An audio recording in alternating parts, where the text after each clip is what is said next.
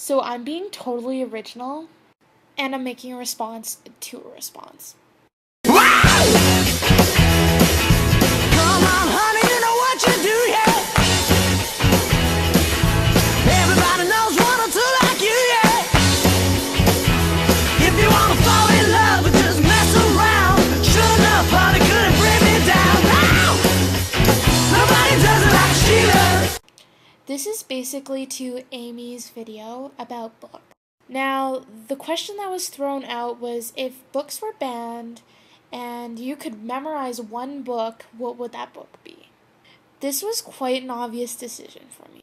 I mean, I love a lot of books, but there's one that I take with me always, and I think it's really important.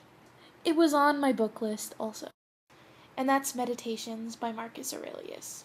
Now, I just think it's kind of a good basis for personal things. I like to read it. I don't know why I really enjoy it as much as I do, but I really do enjoy it, and I think it's got some essential points in it that I think mankind would need to remember and should remember.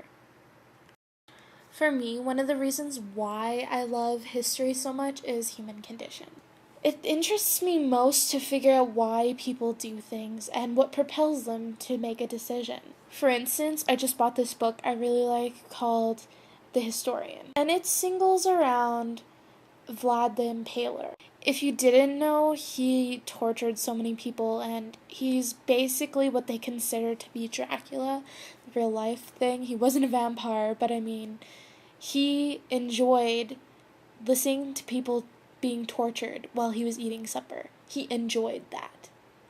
He liked to hear their screams while he was eating his food. It's hard to imagine that there's people in the world like that.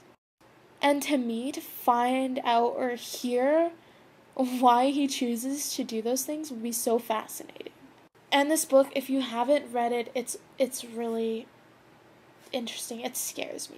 Like, I'm reading it tonight. I don't know if I'm gonna sleep. And I have not been this scared since I read The Divine Comedy. And that was about hell.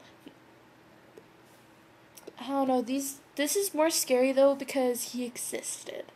So it's like just thinking that there was a person that did these terrible things is so hard to imagine, and to think that someone is capable of it now.